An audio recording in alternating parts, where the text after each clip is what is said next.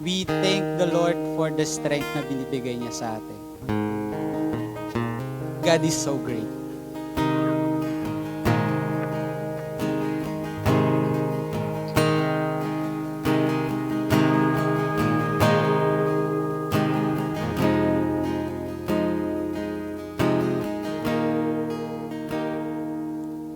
Splendor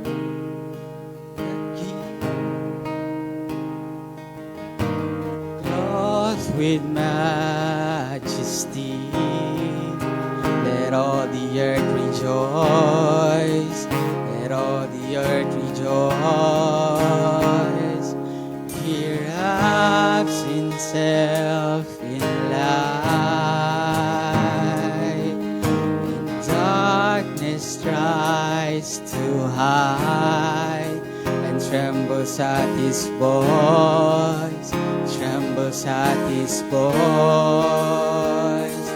How great is our God! Sing with me, how great is our God! And all will see how great is our God.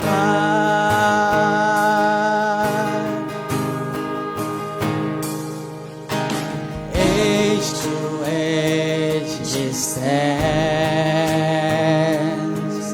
and time is in His hands, beginning and the end, beginning and the end.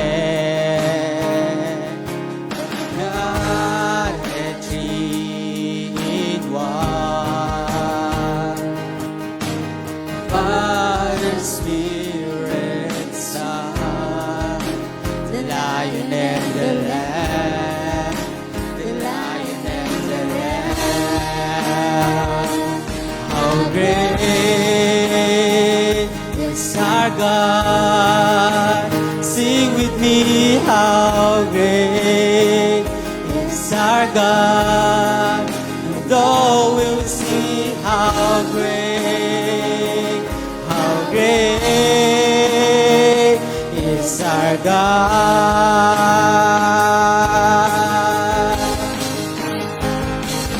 How great is our God!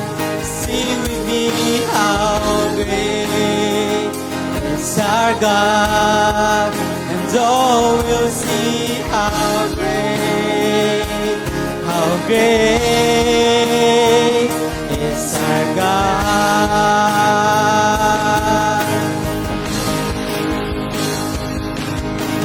Name above all names, you are worthy of all praise, and my heart will sing how great is our God. Yes, hallelujah, you are so great.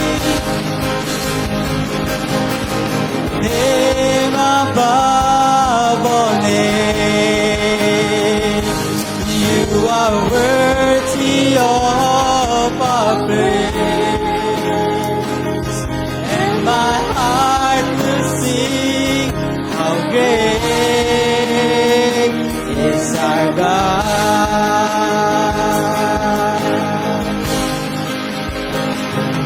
How great is our God. Come on, everyone. Let's sing how great is our God. Yes, hallelujah. And all will see how great is our God.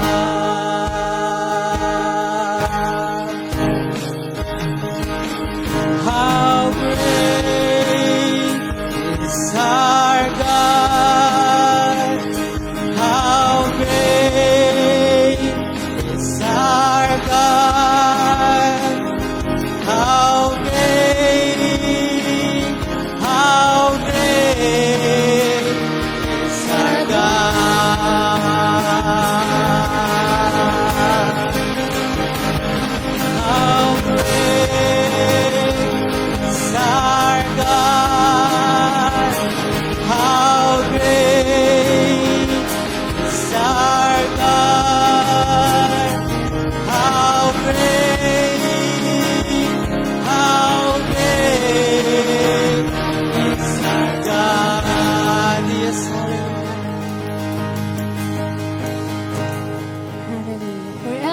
you're great. You're the name above all names. And as we speak your name, Jesus, let us utter words of attributions on how we know Jesus. Oh God, we call upon your name. And when we call Jesus, our problems become smaller and you become bigger. You are holy, worthy of all our praises. You are a refuge, a very present help in times of need. You are the lover of our souls, and you are always with us. There's no other name we call upon to, whom we praise and we worship today than you, Jesus. Let's sing this song.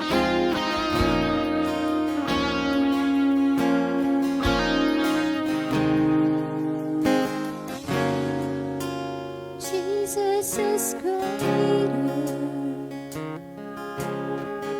The name of Jesus is stronger.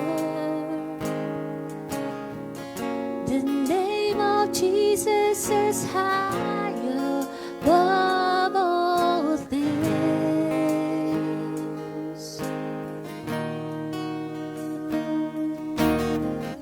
The name of Jesus is bigger. The name of Jesus has power. The name of Jesus is higher above all things. There's just something about the name of Jesus. There's just something about the name of Jesus.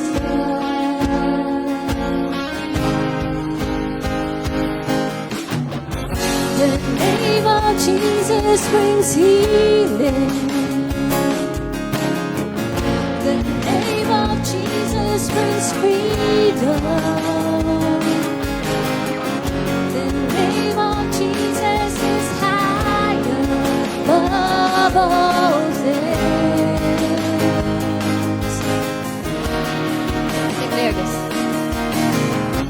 The name of Jesus is victory.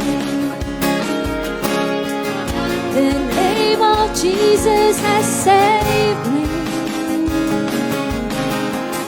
The name of Jesus is higher above all things.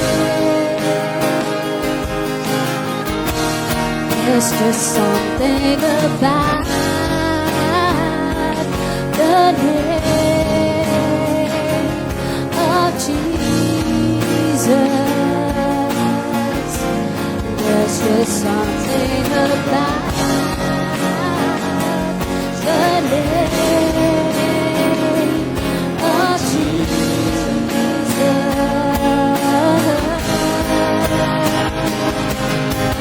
Jesus, name above all names.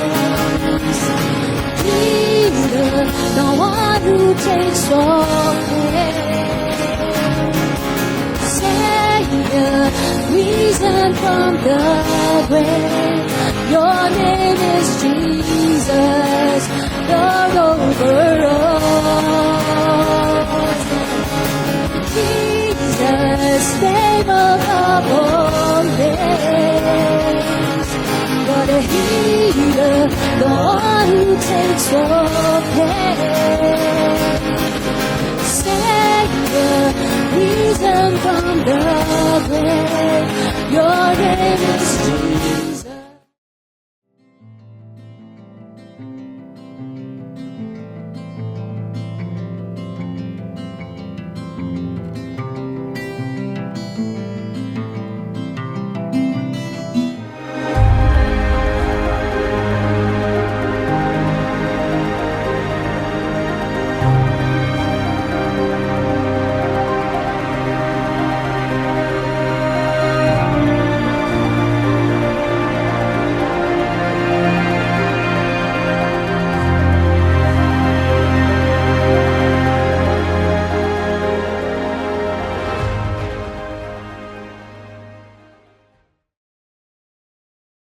Hello once again, TM friends and family. Happy to meet you today, joining us in our YouTube streaming, and for the others who would be able to join us and watch this later. Welcome to our service today, and we're looking forward to see all of you, our online joiners, to physically join us in our worship place. We are in the center of the Makati Central Business District. All the information are in TM's social media pages. So, iba pang feeling if we see each other in person over merienda. And meron na po ang TM na pang-professional na coffee machine. We can enjoy iced coffee as officially summer season na po. When I say summer season, the Philippine summer season po. And reminder po sa ating lahat to hydrate po. Let us open with a prayer. Our Father in heaven, we thank you for today, Lord, that once again you have given us this platform to gather and worship you. We lift specifically our country, that you direct our leaders of this land, Lord, to direct with justice and righteousness. We pray for this church. We pray that you continue to use us to bring your good news to the people that we meet. We pray for your favor and blessing for each member of this family.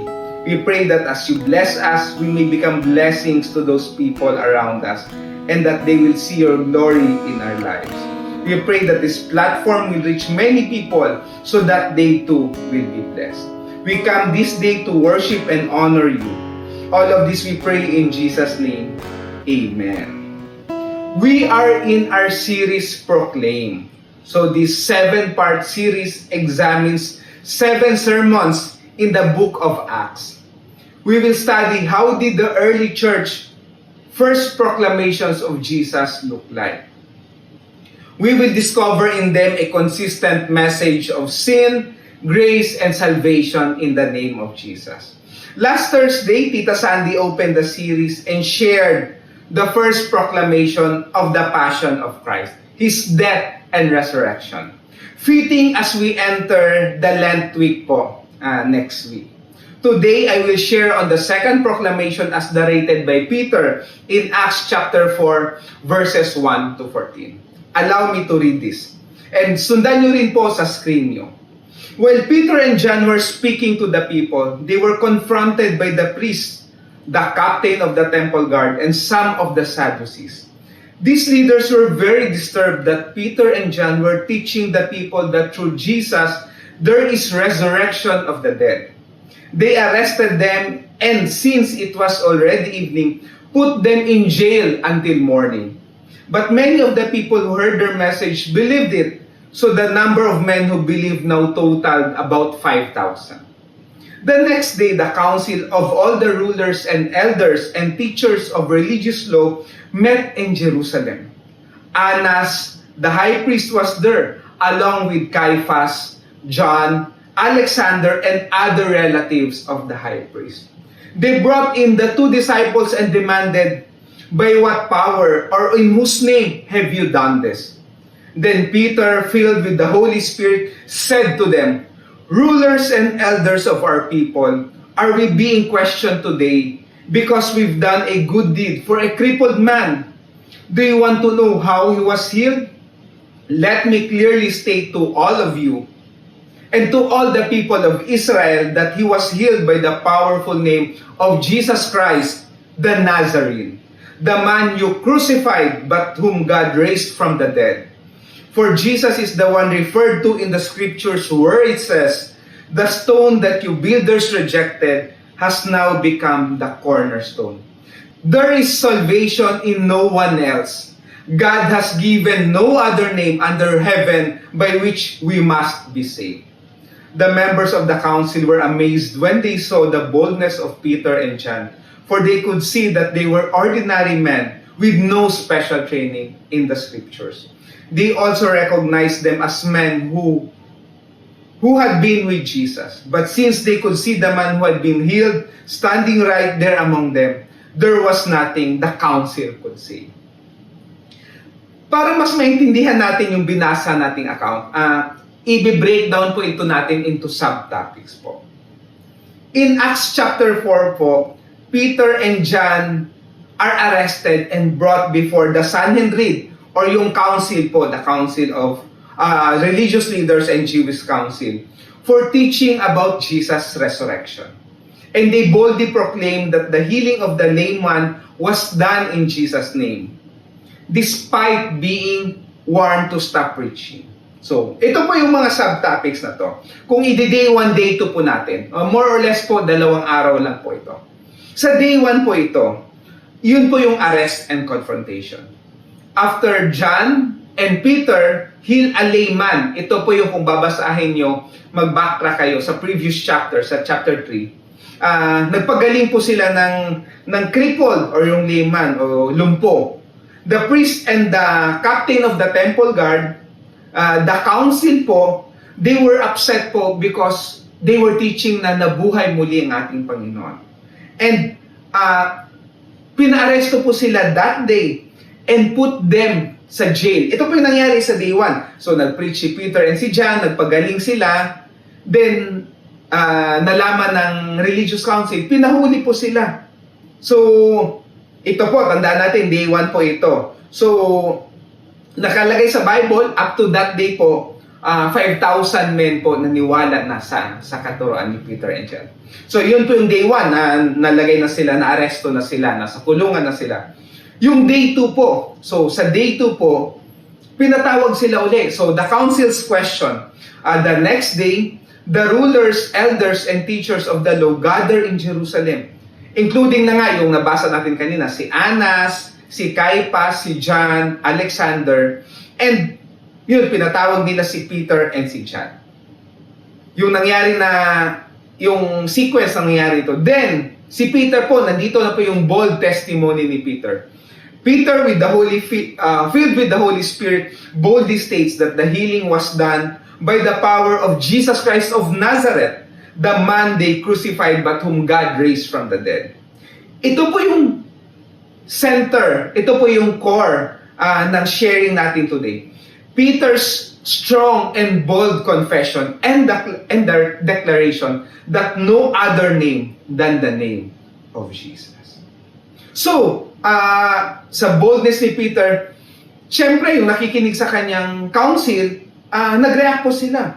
Ang reaction po ng council is, the council is amazed at the boldness of Peter and John, recognizing them as an uneducated man who had been with Jesus. So tatandaan po natin yung profession ni Peter po, mangingisda po sila. So hindi po sila aral sa mga religious topics that day.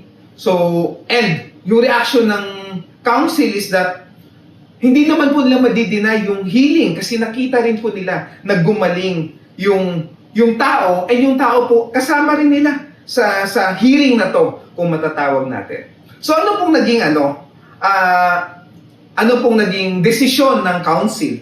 The council, fearing the spread of this teaching, orders Peter and John to stop speaking or teaching in Jesus' name. So Peter and John stop it.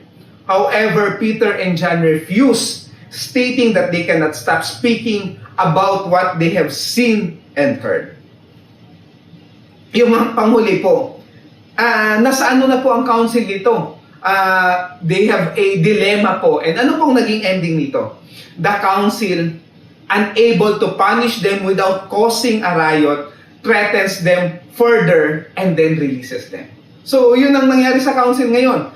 Since ang daming ang taong naniwala up to that point, 5,000 yung marinig na basa natin, then napagaling, ayaw ng council ng magkagulo. So sige, tinakot sila, pero eventually po is pinakawalan po sila. Mababasa nyo po yan pag binasa nyo yung tuloy-tuloy chapters 4 and 5 ng Acts. Yun po yung nabasa natin sa account na to. But we can summarize the account and the sharing today by one simple question and answer. Ano po ito? Ito po yung topic ng sharing natin today. Ano po yung question? Tinanong po si Peter and si John, by what power or in whose name have you done this healing? Yan po ang tanong sa kanila ng council. Ito po ang sagot. Answer ni Peter, The healing was done by the power of Jesus Christ of Nazareth. There is salvation in no one else. God has given no other name under heaven by which we must be saved. This is the second proclamation in this series and one of the most significant proclamations in the Bible and the entire human history. No other name. Uulitin ko po, no other name. One simple question but with one powerful and exclusive answer. By the name of Jesus Christ of Nazareth, Peter preached Jesus, the Jesus they crucified, the Jesus God raised from the dead, the Jesus who healed this man. This is the stone which was rejected by the builders. Ito po yung mababasa natin sa Psalms 118:22. Jesus was rejected by men.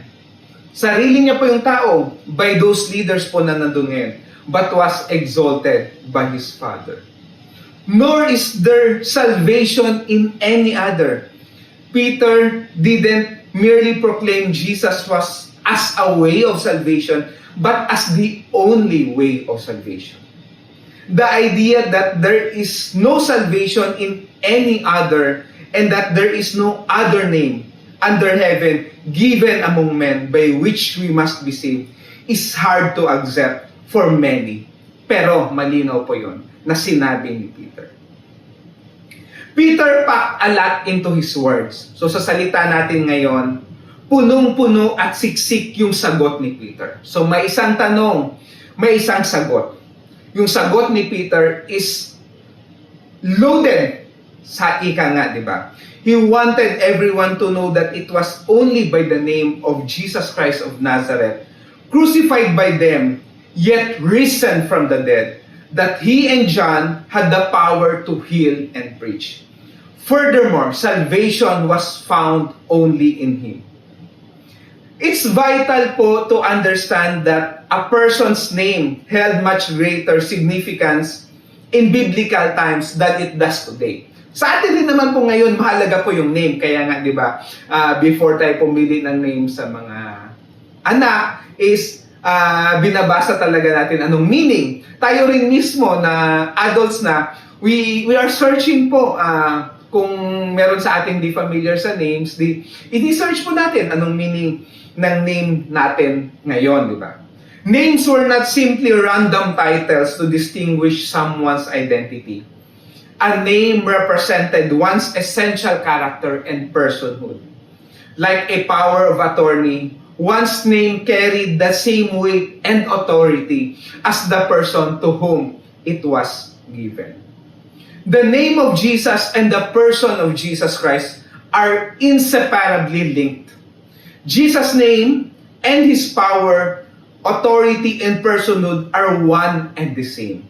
The name of Jesus embodies who He is. The English name Jesus comes from the Greek word, transliteration of the Hebrew name Yeshua, which literally means Yahweh is salvation or the Lord saves. When the earliest Christians spoke the name of Jesus, they expressed their awareness that He was the Christ, the anointed Messiah who embodied God's promised salvation. What does it mean po that there is no other name under heaven by which we must be saved? Simply, there is no other person who can save us. Only Jesus saves. John 3:16 tells us the good news, for God so loved the world that He gave His one and only Son, that whoever believes in Him shall not perish but have eternal life. And no other name than the name of Jesus hold primary importance in the life of the believer. Let me emphasize this. There is no magical power in the name. There is only power in Jesus Christ Himself. By simply mentioning Jesus, hindi po natin ma-expect a special power of outcome. Hindi po yung may magic or may biglang mangyayari. Pero po, His name is precious. The saving, healing, protecting, justifying, redeeming power of God resides in the person of Christ, and Jesus is His name. So, ano pong relevance nito? Ano pong importance nito sa buhay natin ngayon as believers, as followers of the Lord Jesus Christ? Let me share po itong tatlong ito. Kasi na-share natin today that there is no other name po by which we must be saved. First po is access to God through prayer. It is in Jesus' name that God instructs us to pray. Believers are invited to pray in Jesus' name with an expectation that God answers prayers. Prayer in Jesus' name demonstrates our faith in God's power to act when we believe that Jesus' name is more than just a grouping of letters, but a representation of who He actually is. Hindi lang po siya letters. Totoo po si Jesus at ang kanyang pangalan po ay may authority sa buhay natin. Which leads me to the second point. Authority of the name of Jesus. Are we going through difficulties and problems in life? Let us be encouraged in the authority of Jesus' name. In the previous chapter, Acts 3:16, mababasa natin, through faith in the name of Jesus, this man was healed. And you know how crippled he was before. Faith in Jesus' name has healed him before your very eyes. Sa ibang translations po, sa simpleng sentence po, may lumpo po dito, meron pong may sakit dito.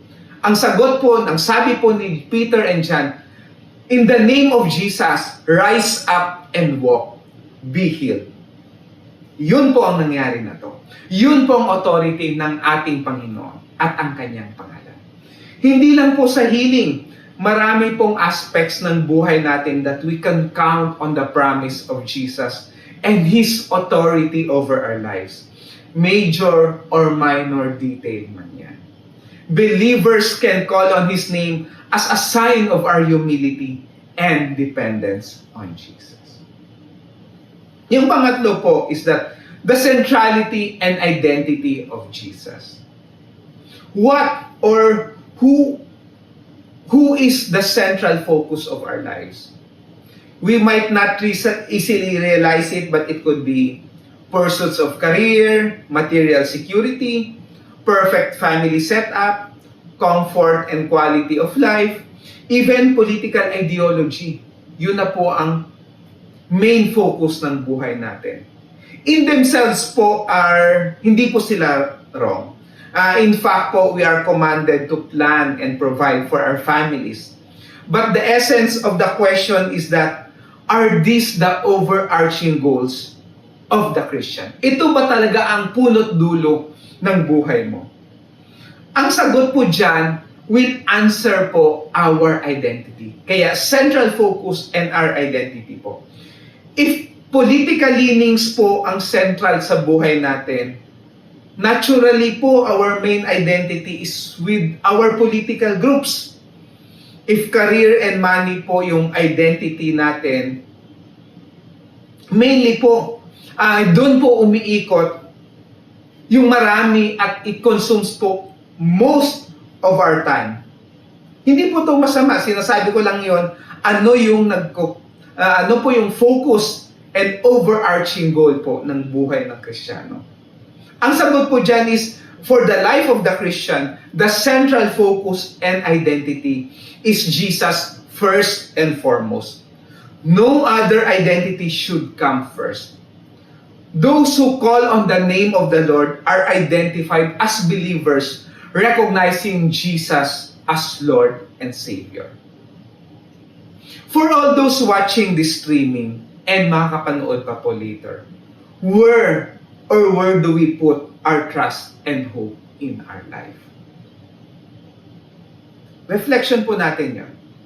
Allow me to end po this sharing today with this song from years back na po itong narinig, and na-remind po ako of this song while preparing for this po. And I hope po you get encouraged, you get blessed po by the lyrics of this song. Allow me to read po ito.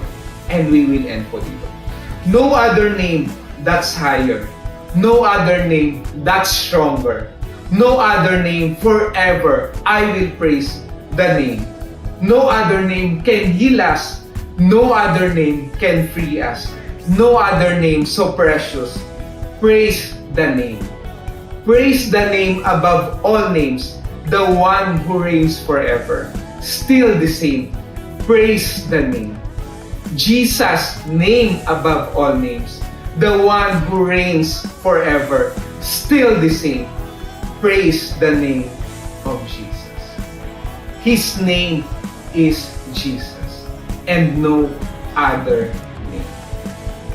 The Lord bless you and keep you. See you po next time here in Thy Marketplace.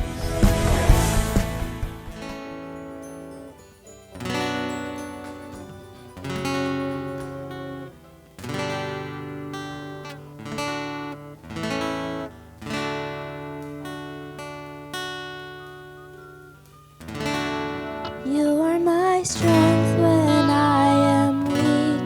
You are the treasure that I seek. You are my all in all. Seeking you as a precious jewel, Lord, to give up